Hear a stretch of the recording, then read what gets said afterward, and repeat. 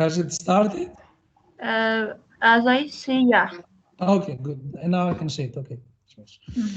Okay. Hi, everyone. Unfortunately, our colleague Razia cannot be here today. She's the one who's leading the webinar series for our British Council project. But I'm here, and most important, and Sabina here, and most importantly, Irma. I will get it wrong again. Grdzelidze. Sorry, Irma. Grdzelidze. Grdzelidze. Yeah, she's Too here. many consonants. I know, it's impossible. So she's here to give us a talk. She's a very good friend of mine. I think it will take more than a minute to introduce her. So here I start. Irma is the head of quality assurance in Tbilisi State University. So, as you know, our focus and emphasis is on entrepreneurship and female figures that made a change. So Irma has made a change in my life. Almost 6-7 years ago, even more probably, as part of an original project that we had, which was called Mahatma project. And it was a project focusing on higher education management and leadership. So back then, Irma used to be in Akaki Chereli State University, and she was the head of quality assurance there. She was an associate professor there. You can look her up on LinkedIn. It's a very impressive profile. She's been a chair and founder for thematic work group of Georgian quality assurance. She's an expert of higher education reform, the name Irma and quality assurance in Georgia are synonym.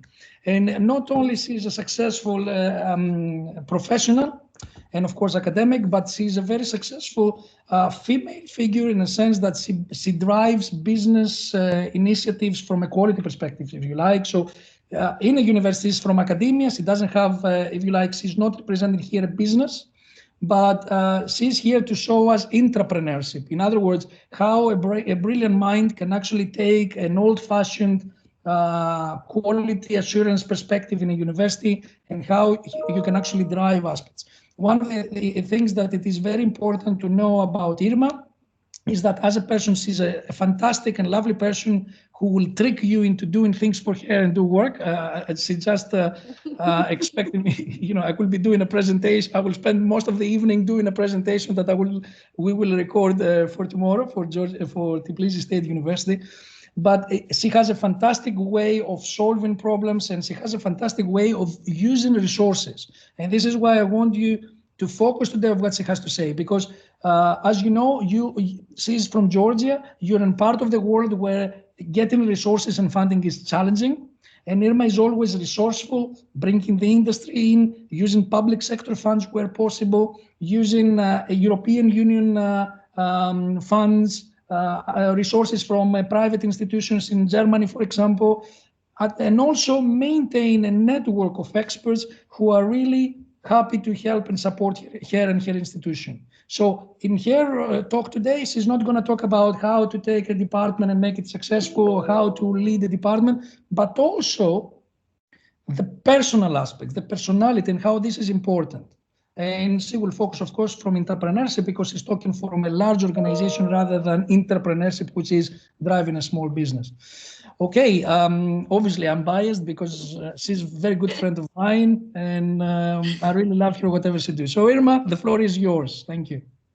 Thanks, George. Thanks. And actually, while listening to you, I'm thinking to myself, all these kind of features really mine or not? Thank you very much. I think a bit exaggeration, but this is a very interesting opportunity for me because this week when I was preparing my presentation, I was thinking to myself that I have never thought about my career or my work the way George was presenting, and this was very much inspiring as well and thought-provoking while thinking how a person should address his or her career and what is very much important in there.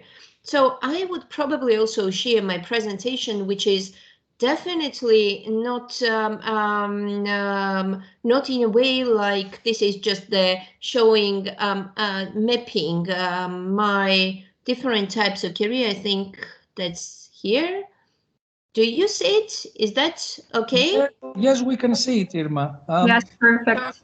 Because we're on Teams, you may not be able to see the faces of ours, but we can see you clearly and fine. So if you want, you can. Don't worry about not being able to see our faces. We see you clearly and we can see your presentation. Okay, very good. Actually, while preparing the presentation, yes, I was thinking, is that what George wanted from me? And I cannot make it slideshow, unfortunately. Oh, yes. Yeah, here it is. But actually, I try my best. And one point is very, very much important and interesting. Yes, women in entrepreneurship, I was saying, I have never been an entrepreneur, but George is right. Whenever you approach things, you have to try diverse attitudes and challenges and use all the opportunities you may have in your professional life, not only professional, but personal life as well. Very briefly, I think George introduced myself, but but I will try to do it as well. I'm associate professor, and I'm associate professor in the Faculty of Psychology and Education, and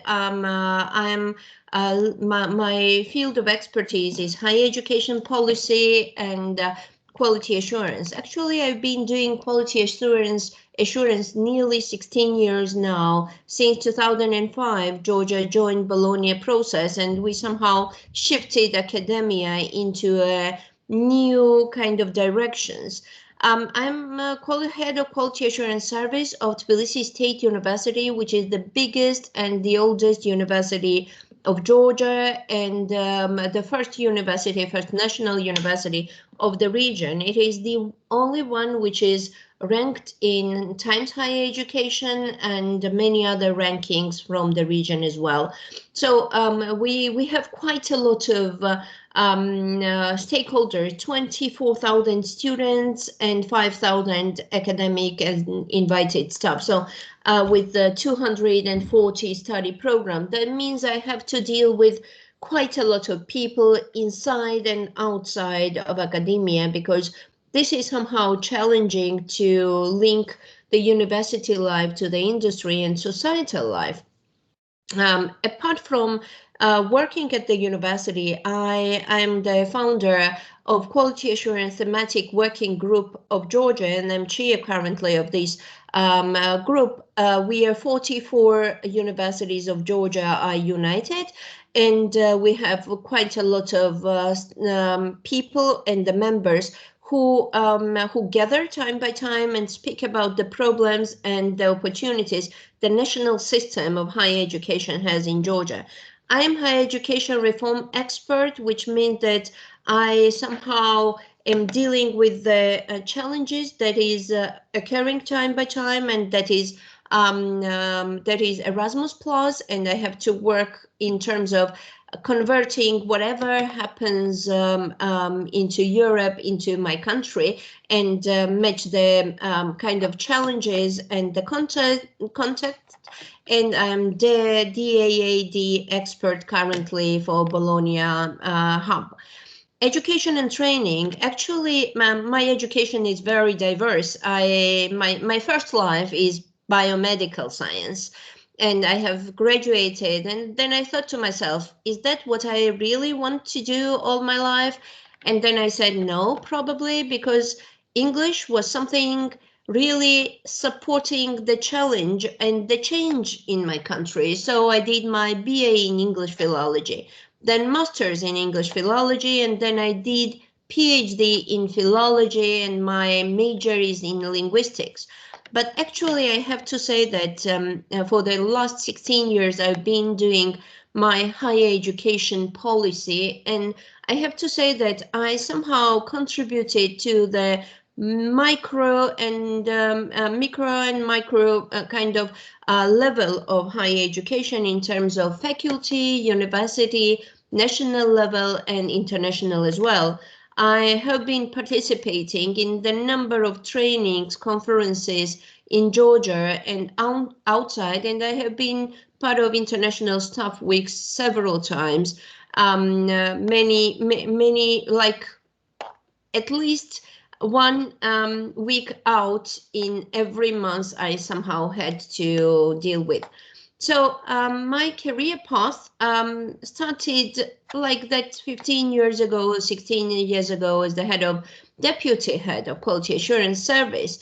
And I became expert of accreditation and authorization within the country and outside. Then I somehow was promoted and offered this higher education reform expert position, which was very challenging and very interesting at the same time.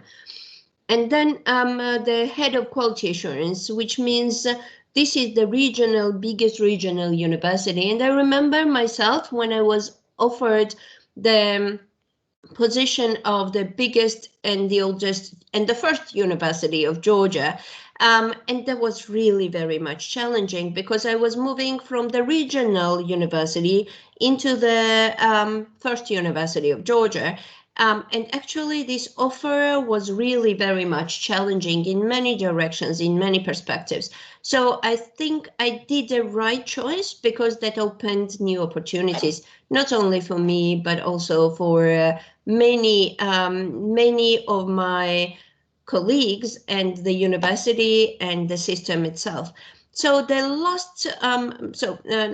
last year I have become DAAD expert for Bologna Peer Hub support, that is supporting the universities in terms of peer learning. And right now I'm doing some counseling for one of the Ukrainian university, and probably in June I will be also doing the support for one Kazakh university. I don't want to name yet because I will be soon informed if this is happening, and then I would be really very happy to say that we do this peer learning. And that's not just counseling or teaching somebody, but this is studying, because I think this is peer learning. And the last one I spoke about being the founder and the chair of Quality Assurance Thematic Working Group of Georgia, which I think is very much important, because if you want to solve things, you never manage to do that separately alone. And this is always some kind of peer activity. Current duties. So what I do within the university, I don't really want to go into depth, but actually my day starts somewhere at 8 o'clock in the morning and ends at 3 or 3:30 a.m. again, because with this pandemic, this is even more difficult and really very much challenging. But I do think that it is giving opportunity as well. So with this thematic group, we are sharing whatever is happening within the university and outside, and I'm doing some higher education reform expert duties, which is research, studying, finding the problems, and then somehow supporting the country to solve the problems that are connected with the higher education of Georgia. Cooperation with international peers is something I'm very much involved in, and in April there would be some expert voice on pandemic life of higher education and the quality assurance of it in EUA expert voice journal. And with this DAD Bologna Hub, peer support hub, I'm trying to do the counseling for other people as well. Like I do think that my life is very busy, and the last kind of bullet shows the new capacity building project I started in Georgia, that is national one, about the third mission of higher education institutions, the SQUARE project, which will enable the institutions to find and refine their profile in terms of serving the society, which is very, very much new. And I'm participating also in the performance project, which is international by Hungarian agency, and we are somehow supporting staff development, policy writing. So this international expertise gives me, and experience gives me, kind of really expertise and confidence that whatever I'm doing within the country is right and very much useful as well. So right. This is the next slide, probably, yes. Whenever I was thinking to myself, what are the traits that I have to share? My personal life is something I value a lot. And very briefly, I have to say that I have 3 kids. I got married at 17 and I did my studies quite for some times, and then my personal and professional lives are very much interlinked. My son is 28 years old already, has wife, and I have granddaughter who is 6 years old. And I have 2 daughters as well, son and 2 daughters. My son is a doctor. My daughter is also medical student, but working at the hospital. And my little daughter is 13. So my daughter-in-law also is working at the university, and all of them live with me. Like we have this big extended family because they need my support quite a lot. But if you imagine the life with 5 kids at home, I mean, not kids, grown-ups and kids at home, that's not an easy task. And during this pandemic, they never appreciated me as the busy mom. They were saying that they need something, they need tea, coffee, and many other things as well. So I do think that my personal life influenced my professional life quite a lot, because they are very much inspiring and encouraging me whenever I'm doing something. My another life is somehow my colleagues, and this is the tree for the, I think, New Year calendar I did in my previous job, while saying and appreciating people around me, because probably I mentioned already that I'm team worker. I don't think that anyone alone could achieve things in either in life or in professional life as well. So that is why my attitude, I did this calendar showing that all these people are really very much valuable. And my international kind of support to the system is also very much inspiring me, and actually the people around. And this is peer quality assurance group, where I'm trying to develop things and support people. So personal traits, I do think that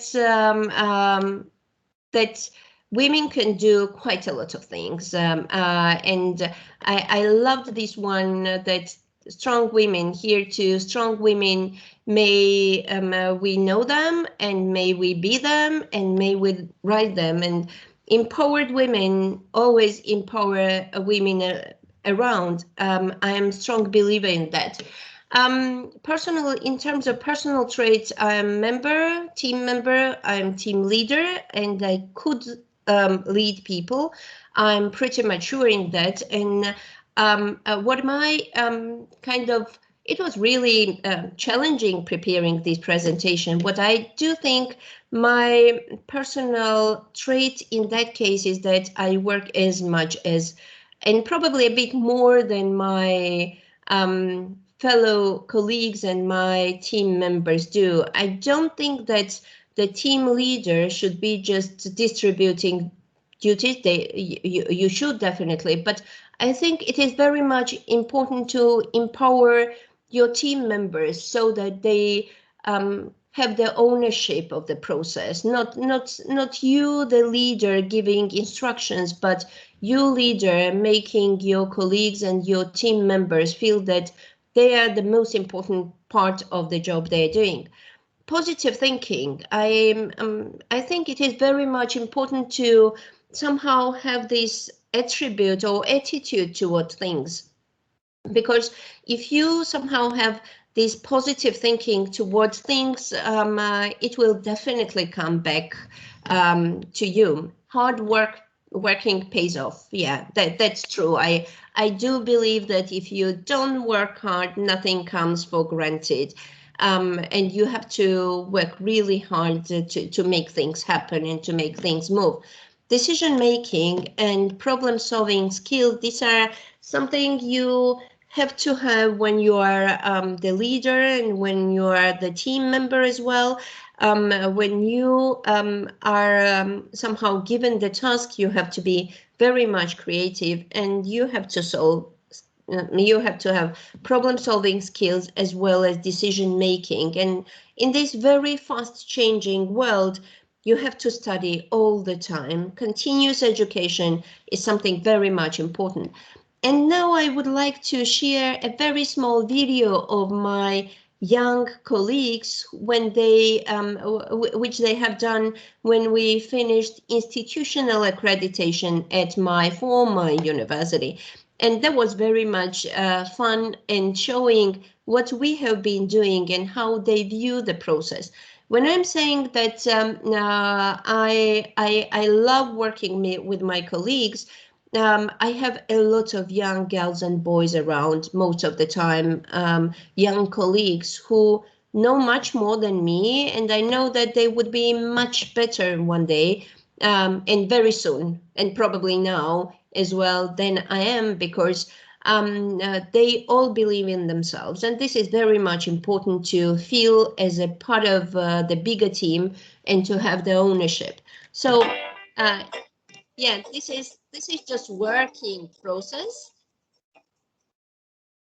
and this is even when there was no pandemic. Yeah, and if you pay attention to the timing, there was really something they were thinking and working everywhere. This is the tram going from Kutaisi to Tbilisi.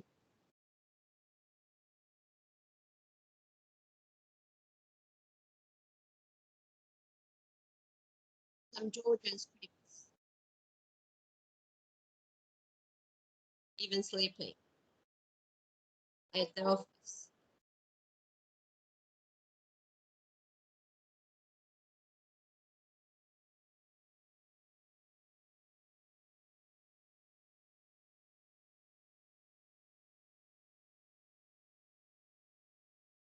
This is the business meeting.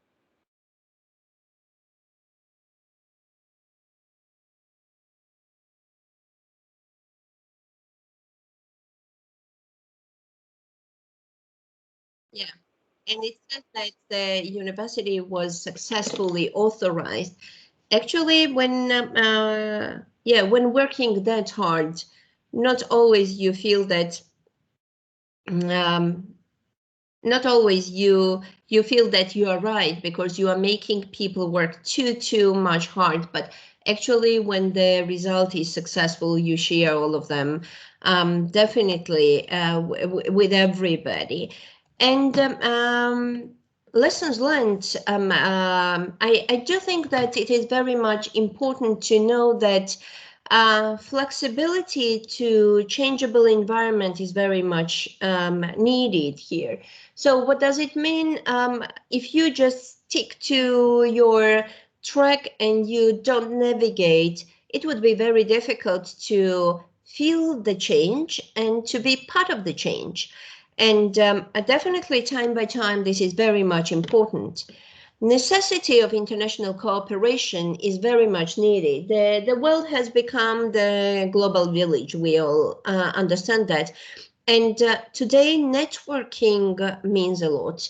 Very often, I'm heard that it is not much. It is not as much important to know what you know, but it is very much important to know people around and to have these very good contacts and collaboration perspectives. So when I somehow talk to my interns and the young colleagues of mine, I always say, go out and study as much as possible, because because it is very much important to know the international circumstances and the surrounding. If you ask me what I regret in my life, I've said that I have this big family and kind of career which I like, in spite of the fact that sometimes I think that it is a bit difficult. What I regret in my kind of career path is that I have not done at least one of my degrees outside. This international education, in spite of the fact that I've been working outside at the university, I did lots of trainings and continuous development, supporting myself and my development. I do think that I would be much much better if I did at least one degree outside, either bachelor's or master's or PhD. It is never late, definitely. But now when you are that much busy, you have never time to do that. But if I look back again, when did I have that possibility? I have to say that not much, because after the collapse of Soviet Union in 1990s, and kind of that period, it was really very difficult. We were struggling for survival most of the time, and for getting as much knowledge as possible within the country and supporting the families and supporting the kids. So I do regret, but at the same time, I know that was not possible.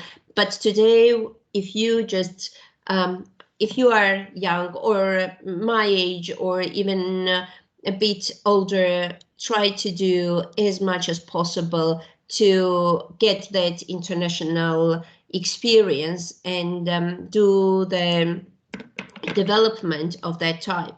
So what else I would probably say, you have to leave the comfort zone. And I have several times doing that. I remember when I've said that my first life was in biosciences, and I'm more into mathematics and sciences rather than into how to say, into humanities. But actually, when I graduated from my first degree, I said to myself, it is time to change. And that was very, very early, like I was 21 years old, if I'm not mistaken. And I said, I will study English, and that would support me to do things.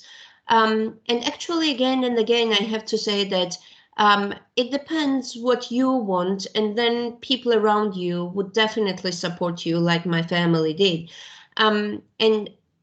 And one more point, what I remember is when I was offered to move to Tbilisi, to this big university of Georgia, I was somehow thinking that it would be really very difficult and challenging, and it was.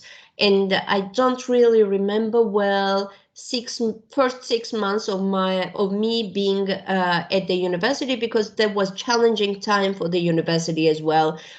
The university was facing institutional accreditation, and I had to do kind of lots of paperwork as well as preparing the university to this very important kind of result. And it was successful, and it continues already 3 years.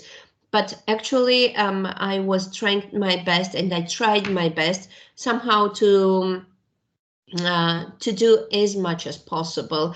And even though that was not easy, that was very, very much wise decision. I left my comfort zone one more time, and I don't regret, because it opened me a lot of challenges and opportunities, and eager to challenges. Like, you have to be open. Life is not always very smooth. And if you don't think that you are confident and you are able to to solve the problem, that would be always one and the same, and you will never be satisfied. So international education, yes, I was thinking about that quite a lot, and regretting of not having that in my past future plans. Actually, when I'm thinking what is my next steps, I'm quite old already. I'm 46 years old, and I do think that I have done several steps, like I did learning all my time, and I did my family life as well as contributing to the societal development. I somehow try whatever I'm doing to make it meaningful, not just because this is my duty, but because I think it should be really meaningful for the people around me and for the society and for the country.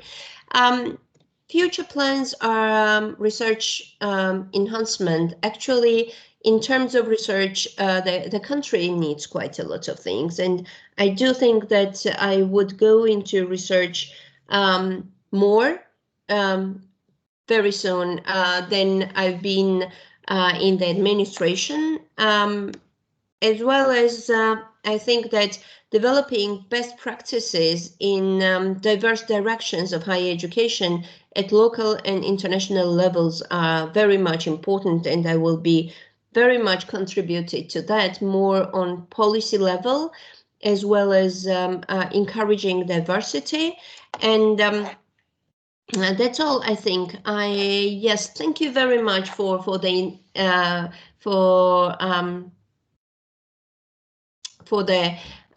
listening. And what I would definitely say, now I have to stop my screen sharing, and I would try to do that.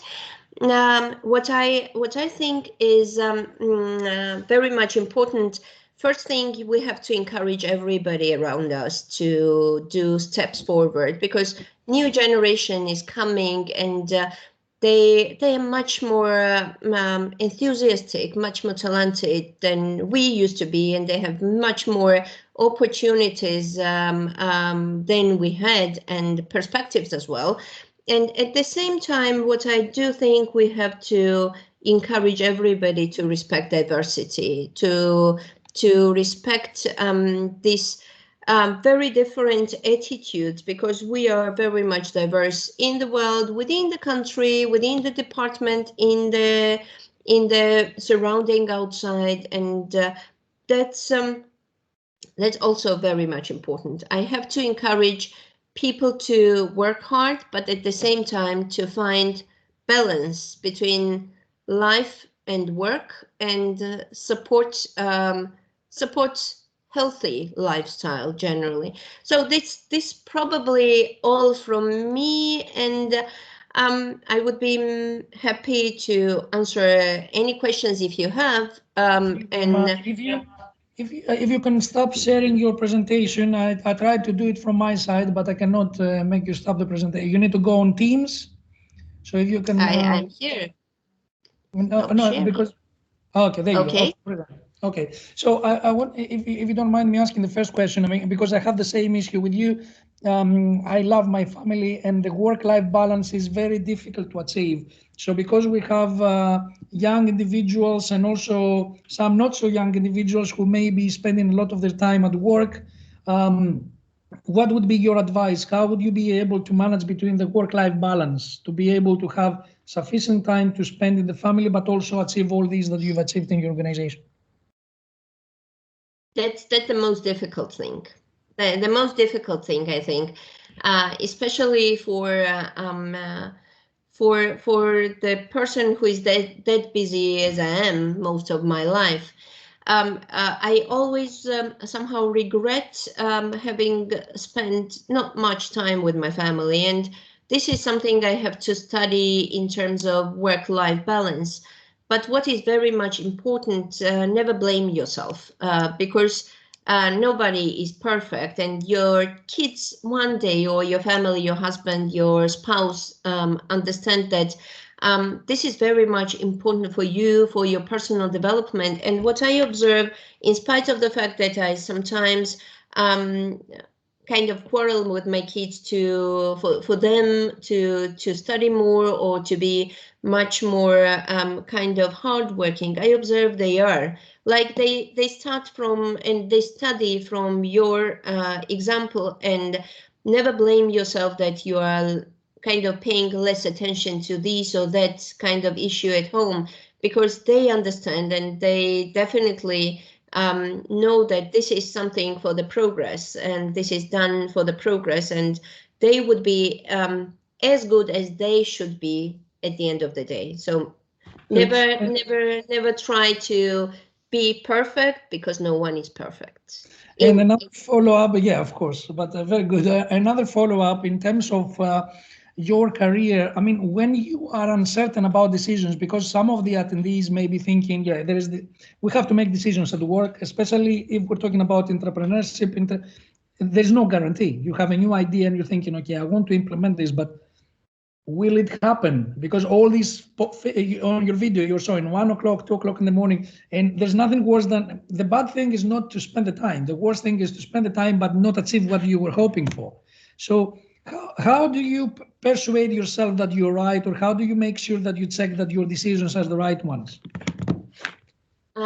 Actually, George, I have never taken any trainings in my kind of leadership skills or in my managerial skills, but I don't know how it happens that most of the time people around me somehow are following me, and most of the time they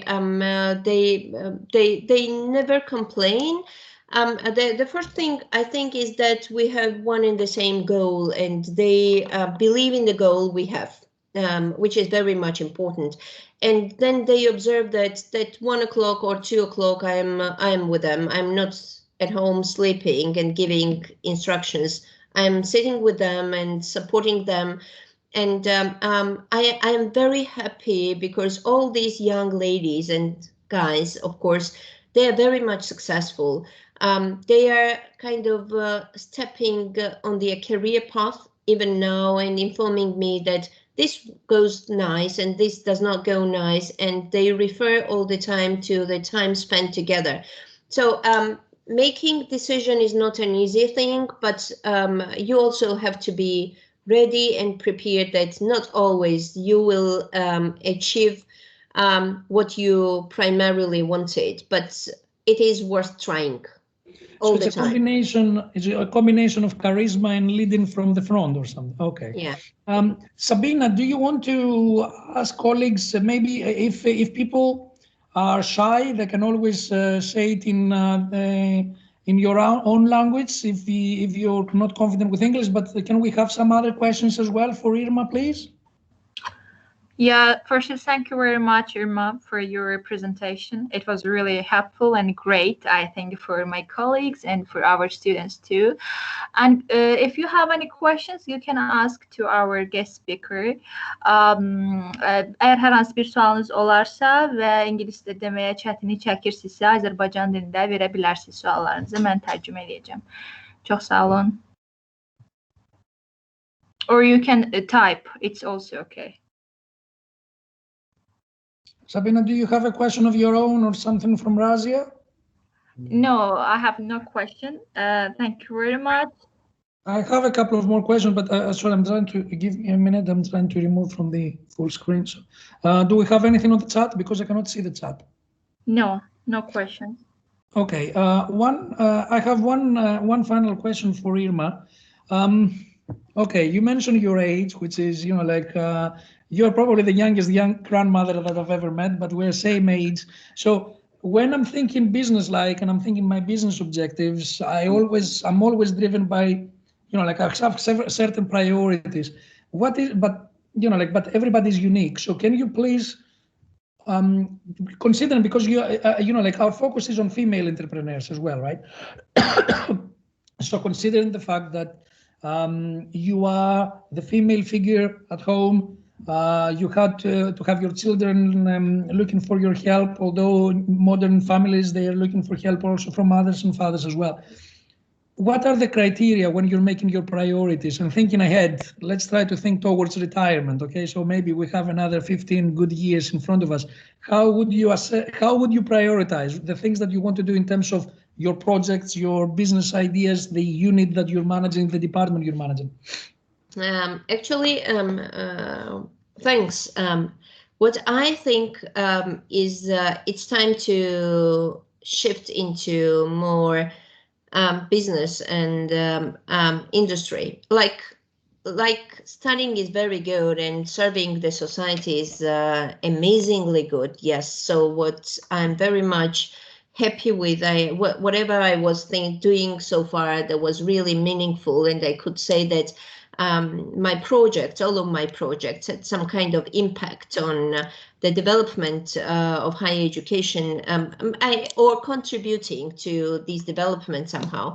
But when it comes this age, when you are somehow fulfilling all your contributions, I'm time by time thinking that I could be doing more counseling in the future, or some more business-oriented projects, so that it's at the age of 70 or 75, I have kind of sufficient surrounding and the business of mine, so that I could develop myself as well, and not just to be dependent on your children or grandchildren or somebody else. And I do think that time for this shift will come very soon, and I'm not pretty much sure if I'm ready, if I have enough skills, if I could do that, but this would be another leaving of my comfort zone, and I think that wouldn't happen quite soon. But of course, the future belongs to those who prepare for it and they're willing to take chances and challenges. So, Irma, I'm really thankful. Thank you so very much for a great presentation. I'm pretty sure that we will see quite a lot of views from students, and hopefully the questions that I've asked are sufficient. But if there are any follow-ups, I will let you know. You will be sent your certificate via PDF, sure? Yeah. Again, one more certificate from our Kazar partners and Middlesex partners. Sabina, thank you very much for